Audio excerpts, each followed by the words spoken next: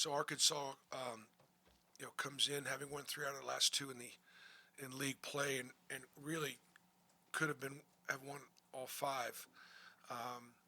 They own wins over number 14 Michigan, number 12 Kentucky at Rupp, which was a great win for Coach Calipari returning back to Kentucky.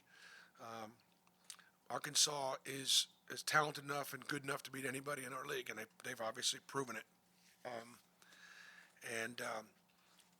Boogie Flang was a great point guard for them, who's no longer here, but all it did was allow DJ Wagner to move over from the off guard to the point guard position where he's elite, and right now obviously Arkansas is playing some of their best basketball.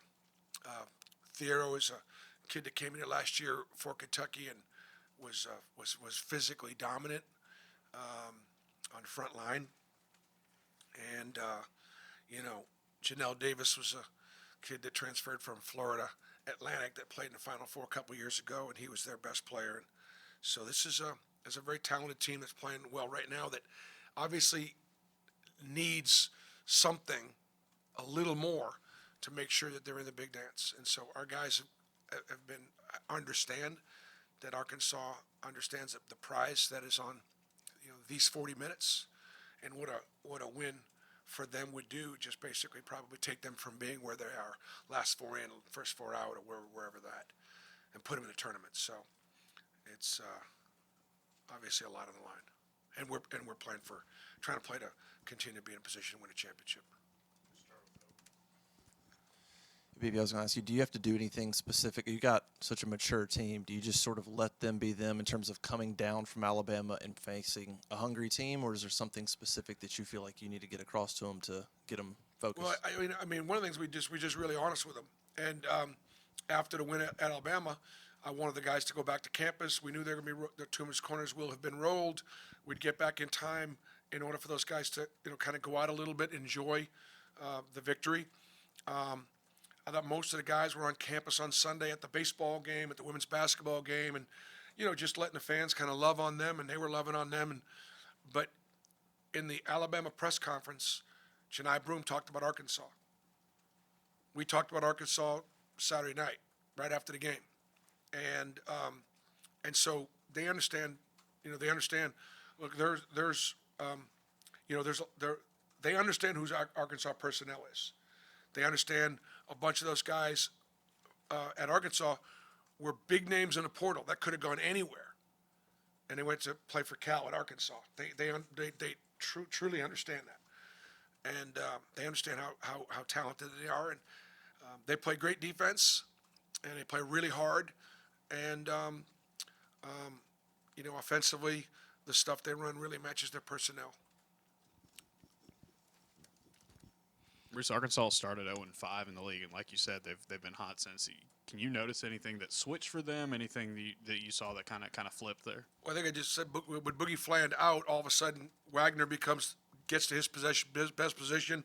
Now all of a sudden, Davis has to score. Sometimes less can be more, and so you take out one great piece, and they've got all that talent, and now all of a sudden, okay, now it's from a standpoint of just chemistry. There's more for everybody, and the kids have done a great job responding, and I think getting off to a bad start is just simply a function of again, some of the teams that you play in this league. It's a grind. Bruce, after the Alabama game, y'all now have 6 guys averaging double figures. How important is it just to have such balanced scoring like that? Well, I think it's important, and I think our bench play is really important, and so whether or not we, Tahad comes off the bench every game, and is certainly he or Chaney are candidates for 6th man, of the year, and then Chaney comes in, and you don't drop off when either Janai or Dylan, come out, and whether it's Chris Moore or whoever else it is, the guys are ready. And there has been really good balance, and one of the reasons why our assist turnover numbers are so good is I think our guys do a good job of sharing the ball and recognizing each other's strengths. And of course, we play through the post, we play through Janai Broom, and we play through the interior first, And then he's such a great passer. He's our leading assist man. That it's very much an inside-out, shared offensive philosophy. Bruce Avicic has really come on this season as a shooter for Arkansas. What kind of challenges does matching up with somebody with his length, who can shoot that well on the perimeter? Who's that now? Avicic, Big Z. Oh yeah, Big Z he's a unicorn. He's very unique, and he is their best three-point shooter, both in makes and percentage. And now that he's starting, Cal's doing a lot of things to get him clean looks, and if he can see it, he can make it. And the other thing too is you can be up on him, but because he's 7'2", if he's able to get that ball up in his carriage before you press up on him, he's getting a clean look. And so yeah, it's a real weapon. Bruce, it was announced today that Denver got national recognition. You talked to the Alabama game about people needing to recognize him more. Just his playing, him getting more eyeballs on him, and rewarded for what he's been doing. Yeah, recently. it reminds me a little bit again, and this is always the way it is. I've always voted for the Player of the Year in every league I've been in. The best player on the best team, not the best player on the fourth best team, who may be better than the best player on the best team, but that player never got my vote. Nothing wrong with that. That's just always what I've done. The best player on the best team. So if we win the league, and at the end of when they vote at the end of the regular season, I'm saying if we win the league, we got a long way to go. And Janai Broom is, he to me that's what it says. Denver had a great week, but Denver's had great weeks before. It's just that he had a great week on a team that won at Vandy and at Alabama, and the guys that he obviously was involved in guarding, Sears, and then I believe it's Edwards for Vanderbilt. Great players that we pointed this out before, that did not have as big a nights as they're used to. Oftentimes, when you look at the ballot for the National Defensive Player of the Year, it'll be all the shot blockers and all the guys that have got steals, and the writers or people, and they go to the stats and say, well, who and the story that we've been trying to tell is that we think we got some really good defensive guards. Denver is our leader in that category. We've been winning. We've been talking about it, and I'm very proud of them for getting that well-deserved recognition. That's huge to be recognized as of all the teams in the country to be recognized as the National Player of the Week. Nationally, it's tremendous. Coach, Chad Baker didn't miss a beat playing banged up. Will he return to the starting lineup this week? We'll see how he does today. He had a good practice yesterday. Looked really good. I'll talk to him about it. But he looked yesterday. He looked I want to say healthy. So I hope that's the way. I hope he feels that way again today. We'll see how he looks. Bruce, you said earlier this season that you guys could lose any SEC game here at home just because of how good the league is. But to be chasing a championship and get 3 straight at home here, I mean, how big of a boost is that for y'all, especially knowing the support y'all get? Honestly, I can only see this game here in front of us, Arkansas. I honestly can. The last 2 teams now, all right, our last, I believe, let's just say 2 out of our last 3 home games, Tennessee, we won that one on a buzzer, like a last possession kind of thing. And we lost to Florida, pretty good.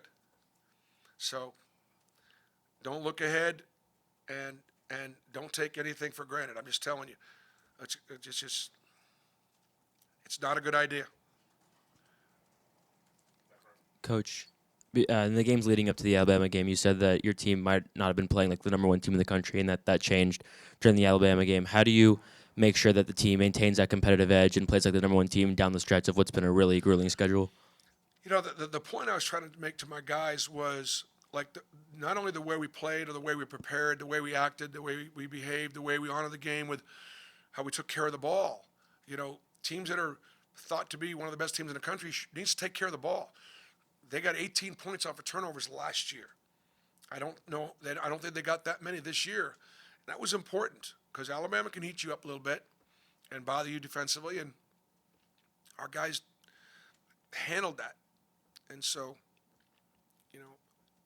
sometimes you got to act and play and prepare and carry yourself like you belong, like you've been there before.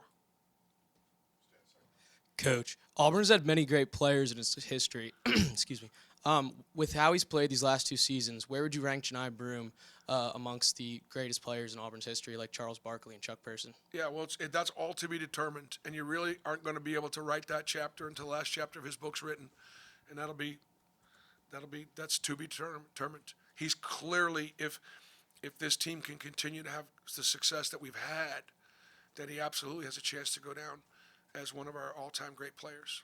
I've already said that, again, same thing. If we continue to be able to find ways to win and he continues to stay healthy and play well, he'll be right there for National Player of the Year. And he's right there in the discussion of, name me a better transfer over a 3-year period than Janai Broom in the country. But again, these things all are still to be determined. Bruce, I saw a video going around about the team embracing Aiden Holloway after the game. Did you get to speak with him, and how did that go? I did not.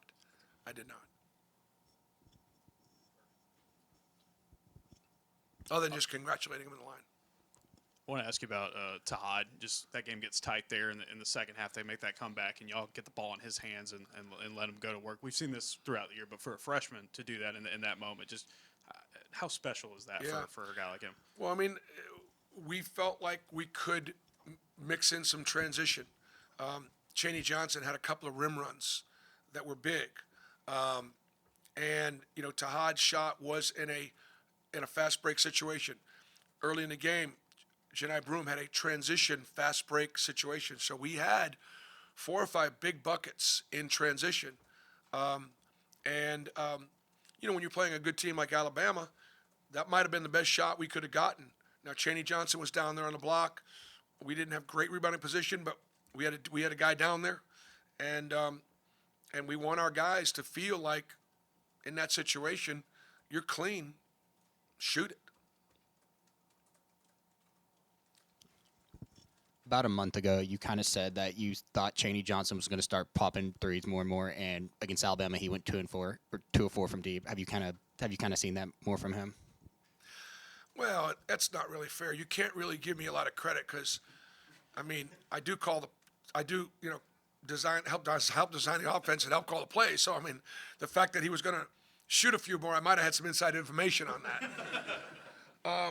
But I just know how hard Chaney works, and I just know how prepared he was, and I do feel like, Janai making 2 and Chaney making 2 were huge as far as, what it does for your offense. It's like Big Z knocking down 2 or 3 for Arkansas. It just opens the lane up, and it makes everything you do better offensively when your bigs can stretch the defense like that.